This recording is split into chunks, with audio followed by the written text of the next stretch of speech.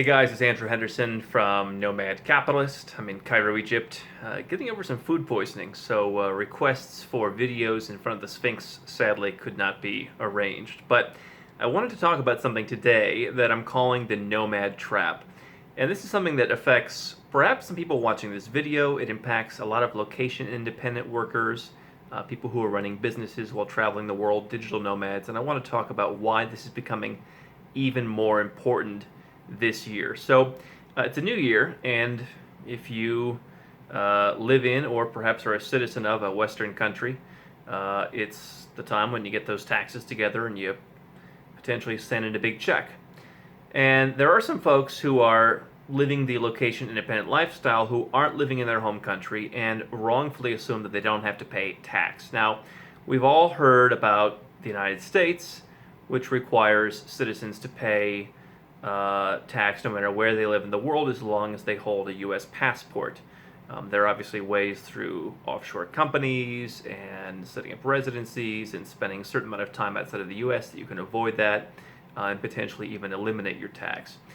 But I think that all the talk of the United States leads a lot of folks who aren't U.S. citizens to think that their path is pretty darn easy. And that's where the Nomad Trap and that idea comes in.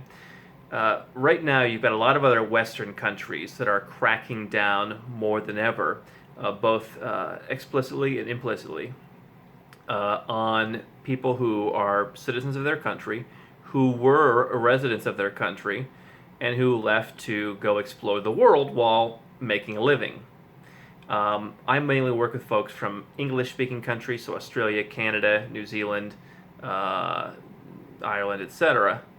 But this is also happening in other EU countries and even some kind of odd places like Colombia, where countries are saying, no, you're actually you're still a tax resident and you owe us back taxes. To people who thought they didn't owe any tax, people who maybe left to go travel the world a year ago, 2 years ago, 3 years ago.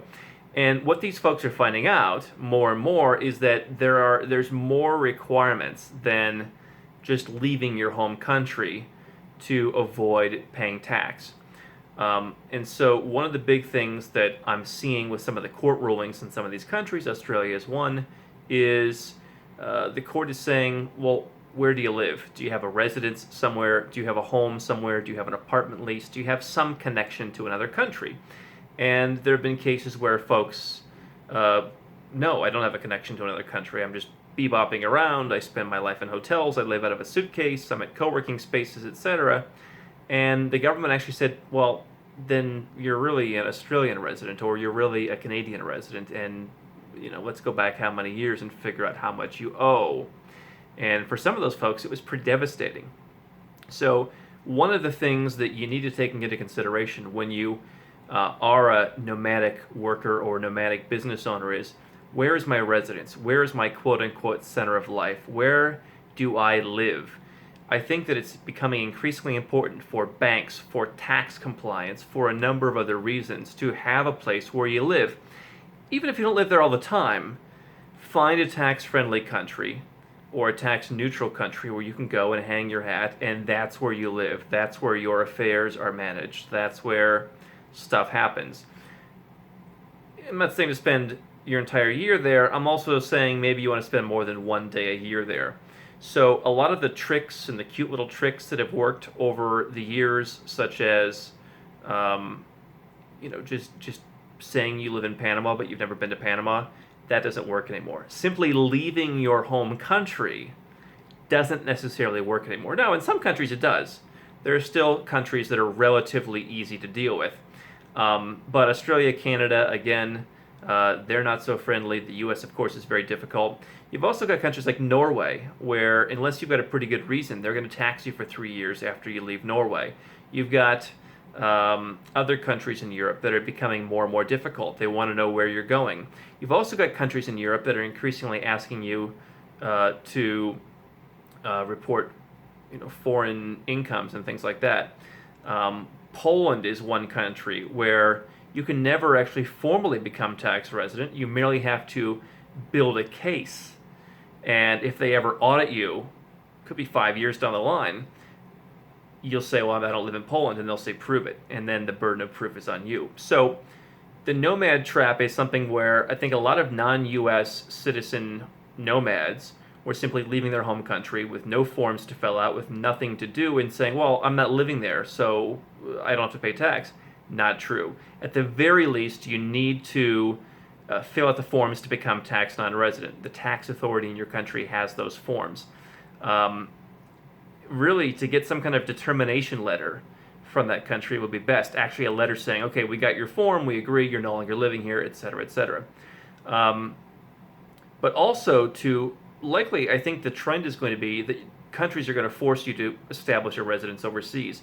Getting a second residency, I think, will be increasingly important. Having a lease somewhere, I think, will be increasingly important. Also, I think increasingly important is what you're not doing in your home country. Just leaving Australia and keeping all of your bank accounts in Australia and not having any bank accounts overseas isn't going to work. They're going to say, even if you don't live here, you're living here because you're using our system. So when you leave your home country, not only do you need to fill out the forms, not only do you need to get some kind of determination letter, not only should you probably have a residence somewhere else, but you should also be migrating your life somewhere else, or at least outside of your home country. So if you're living in Australia, get some bank accounts somewhere else in the world and close the ones you have in Australia. There's no necessarily, exact strategy. Obviously, there are many different countries out there. There are many different situations. The best thing is to get some one-on-one help and figure out what you need to do based on the kind of business you're running, how it's incorporated, where you're living, where you're from, all those different things, many different factors. But in general, those are the things that I think are already becoming important and will become more and more important, because you don't want to get caught up in an audit situation where 5 years down the road you thought you didn't owe anything, and then your government comes and says, yeah, you do owe us, and you end up owing a lot of back taxes. So there are absolutely legal ways to pay zero or relatively minor tax, much less than you would pay if you lived in your home country. But you need to take some appropriate steps. Don't just follow the forum advice that says if you don't spend 183 days there, you're not going to be taxed. Increasingly, there are other steps that are required to ensure that you're not taxed in your home country. That's what the Nomad Trap is about, and it's worth looking into if you're living and working remotely.